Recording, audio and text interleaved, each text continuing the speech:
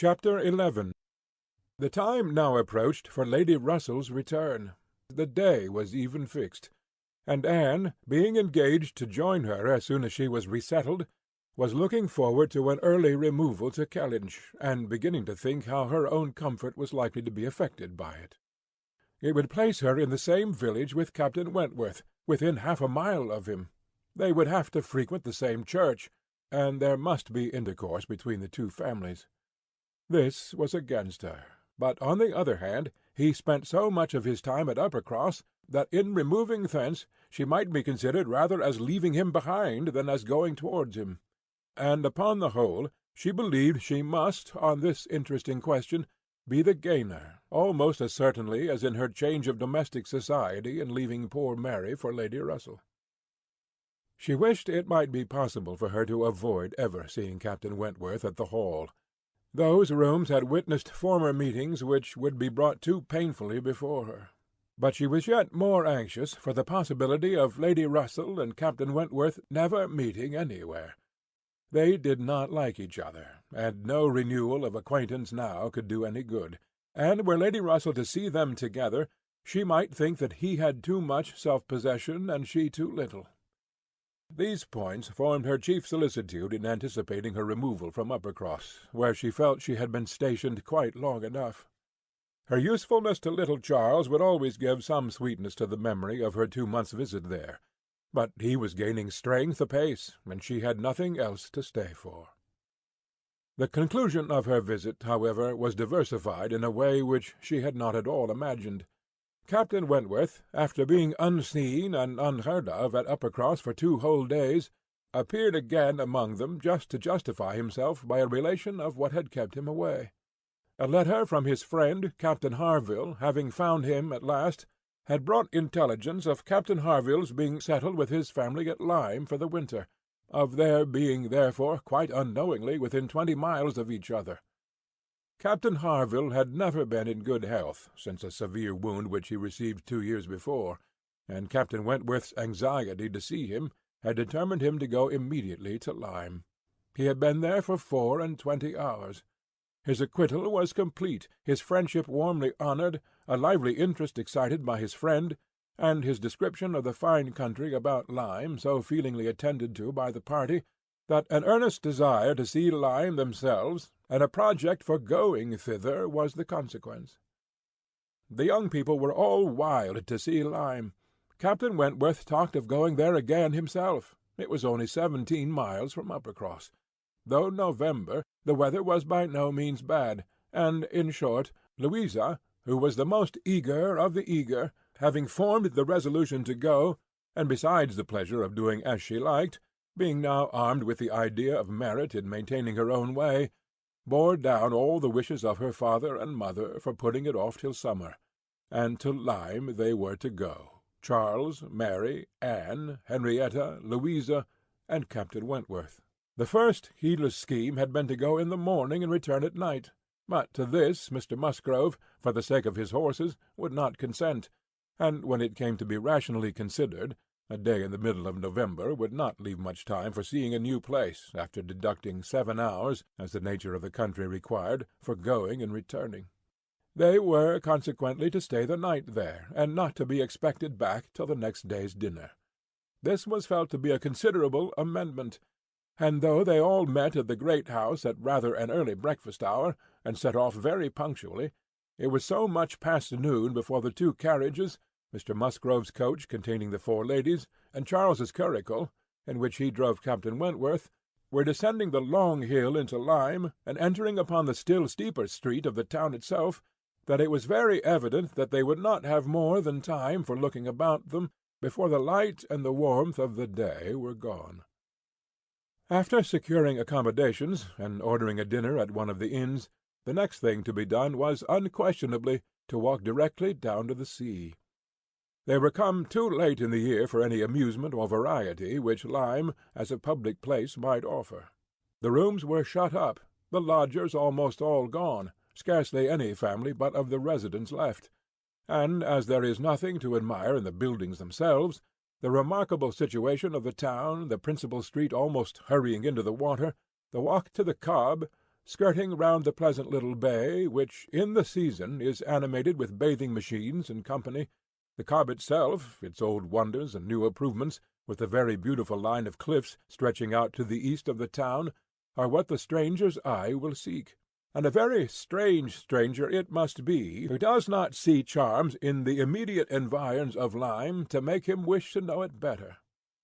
The scenes in its neighbourhood charmeth, with its high grounds and extensive sweeps of country, and still more its sweet retired bay, backed by dark cliffs, where fragments of low rock among the sands make it the happiest spot for watching the flow of the tide, for sitting in unwearied contemplation, the woody varieties of the cheerful village of Uplyme, and, above all, Piney, with its green chasms between romantic rocks, where the scattered forest trees and orchards of luxuriant growth declare that many a generation must have passed away since the first partial falling of the cliff prepared the ground for such a state, where a scene so wonderful and so lovely is exhibited as may more than equal any of the resembling scenes of the far-famed Isle of Wight. These places must be visited, and visited again, to make the worth of Lyme understood. The party from Uppercross passing down by the now deserted and melancholy-looking rooms, and still descending, soon found themselves on the sea-shore, and lingering only, as all must linger and gaze on a first return to the sea who ever deserved to look on it at all, proceeded towards the Cobb, equally their object in itself and on Captain Wentworth's account. For in a small house near the foot of an old pier of unknown date were the Harvilles settled. Captain Wentworth turned in to call on his friend. The others walked on, and he was to join them on the Cobb. They were by no means tired of wondering and admiring, and not even Louisa seemed to feel that they had parted with Captain Wentworth long, when they saw him coming after them with 3 companions, all well known already by description to be Captain and Mrs. Harville, and a Captain Benwick, who was staying with them. Captain Benwick had some time ago been first lieutenant of the Laconia, and the account which Captain Wentworth had given of him, on his return from Lyme before, his warm praise of him as an excellent young man and an officer, whom he had always valued highly, which must have stamped him well in the esteem of every listener, had been followed by a little history of his private life, which rendered him perfectly interesting in the eyes of all the ladies. He had been engaged to Captain Harville's sister, and was now mourning her loss. They had been a year or two waiting for fortune and promotion. Fortune came, his prize money as lieutenant being great. Promotion, too, came at last. But Fanny Harville did not live to know it. She had died the preceding summer while he was at sea. Captain Wentworth believed it impossible for man to be more attached to woman than poor Benwick had been to Fanny Harville, or to be more deeply afflicted upon the dreadful change. He considered his disposition as of the sort which must suffer heavily, uniting very strong feelings with quiet, serious, and retiring manners, and a decided taste for reading and sedentary pursuits. To finish the interest of the story, the friendship between him and the Harvilles seemed, if possible, augmented by the event which caused all their views of alliance, and Captain Benwick was now living with them entirely. Captain Harville had taken his present house for half a year, his taste, and his health, and his fortune, all directing him to a residence inexpensive and by the sea, and the grandeur of the country and the retirement of Lyme in the winter appeared exactly adapted to Captain Benwick's state of mind. The sympathy and good-will excited towards Captain Benwick was very great. "And yet," said Anne to herself, as they now moved forward to meet the party, "he has not, perhaps, a more sorrowing heart than I have. I cannot believe his prospects so blighted forever. He is younger than I am, younger in feeling, if not in fact, younger as a man. He will rally again, and be happy with another." They all met and were introduced. Captain Harville was a tall, dark man, with a sensible, benevolent countenance, a little lame, and from strong features and want of health, looking much older than Captain Wentworth. Captain Benwick looked and was the youngest of the 3, and, compared with either of them, a little man. He had a pleasing face and a melancholy air, just as he ought to have, and drew back from conversation. Captain Harville, though not equalling Captain Wentworth in manners, was a perfect gentleman, unaffected, warm, and obliging. Mrs. Harville, a degree less polished than her husband, seemed, however, to have the same good feelings, and nothing could be more pleasant than their desire of considering the whole party as friends of their own, because the friends of Captain Wentworth, or more kindly hospitable than their treaties for their all promising to dine with them. The dinner, already ordered at the inn, was at last, though unwillingly, accepted as an excuse, but they seemed almost hurt that Captain Wentworth should have brought any such party to Lyme without considering it as a thing of course that they should dine with them. There was so much attachment to Captain Wentworth in all this, and such a bewitching charm and a degree of hospitality so uncommon, so unlike the usual style of give-and-take invitations and dinners of formality and display, that Anne felt her spirits not likely to be benefited by an increasing acquaintance among his brother officers. These would have been all my friends, was her thought, and she had to struggle against a great tendency to lowness. On quitting the Cobb, they all went indoors with their new friends, and found rooms so small as none but those who invite from the heart could think capable of accommodating so many. Anne had a moment's astonishment on the subject herself, but it was soon lost in the pleasanter feelings which sprang from the sight of all the ingenious contrivances and nice arrangements of Captain Harville to turn the actual space to the best account, to supply the deficiencies of lodging-house furniture, and defend the windows and doors against the winter storms to be expected. The varieties in the fitting up of the rooms, where the common necessaries provided by the owner, in the common indifferent plight, were contrasted with some few articles of a rare species of wood, excellently worked up, and with something curious and valuable from all the distant countries Captain Harville had visited, were more than amusing to Anne. Connected as it all was with his profession, the fruit of his labours, the effect of its influence on his habits, the picture of repose and domestic happiness it presented made it to her a something more or less than gratification. Captain Harville was no reader, but he had contrived excellent accommodations and fashioned very pretty shelves for a tolerable collection of well-bound volumes, the property of Captain Benwick. His lameness prevented him from taking much exercise, but a mind of usefulness and ingenuity seemed to furnish him with constant employment within. He drew, he varnished, he carpentered, he glued. He made toys for the children. He fashioned new netting needles and pins with improvements, and, if everything else was done, sat down to his large fishing-net at one corner of the room. Anne thought she left great happiness behind her when they quitted the house, and Louisa, by whom she found herself walking, burst forth into raptures of admiration and delight on the character of the navy, their friendliness, their brotherliness, their openness, their uprightness, protesting that she was convinced of sailors having more worth and warmth than any other set of men in England, and that they only knew how to live, and they only deserved to be respected and loved. They went back to dress and dine, and so well had the scheme answered already, that nothing was found amiss, though its being so entirely out of season, and no thoroughfare of Lyme, and no expectation of company, had brought many apologies from the heads of the inn. Anne found herself by this time growing so much more hardened to being in Captain Wentworth's company than she had at first imagined could ever be, that the sitting down to the same table with him now, and the interchange of the common civilities attending on it,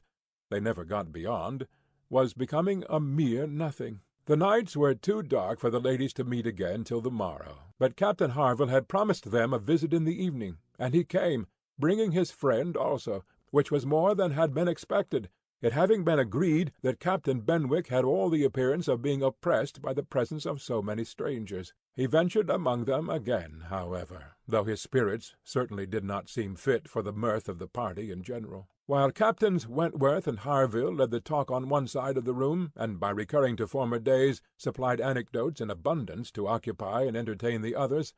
it fell to Anne's lot to be placed rather apart with Captain Benwick, and a very good impulse of her nature obliged her to begin an acquaintance with him. He was shy and disposed to abstraction, but the engaging mildness of her countenance and the gentleness of her manners soon had their effect, and Anne was well repaid the first trouble of exertion. He was evidently a young man of considerable taste in reading, though principally in poetry, and besides the persuasion of having given him at least an evening's indulgence in the discussion of subjects which his usual companions had probably no concern in, she had the hope of being of real use to him in some suggestions as to the duty and benefit of struggling against affliction, which had naturally grown out of their conversation. For, though shy, he did not seem reserved. It had rather the appearance of feelings glad to burst their usual restraints, and having talked of poetry, the richness of the present age, and gone through a brief comparison of opinion as to the first-rate poets, trying to ascertain whether Marmion or the Lady of the Lake were to be preferred, and how ranked the Jour and the Bride of Abydos, and, moreover, how the Jour was to be pronounced, he showed himself so intimately acquainted with all the tenderest songs of the one poet, and all the impassioned descriptions of hopeless agony of the other. He repeated with such tremulous feeling the various lines which imaged a broken heart, or a mind destroyed by wretchedness, and looked so entirely as if he meant to be understood, that she ventured to hope he did not always read only poetry, and to say that she thought it was the misfortune of poetry to be seldom safely enjoyed by those who enjoyed it completely,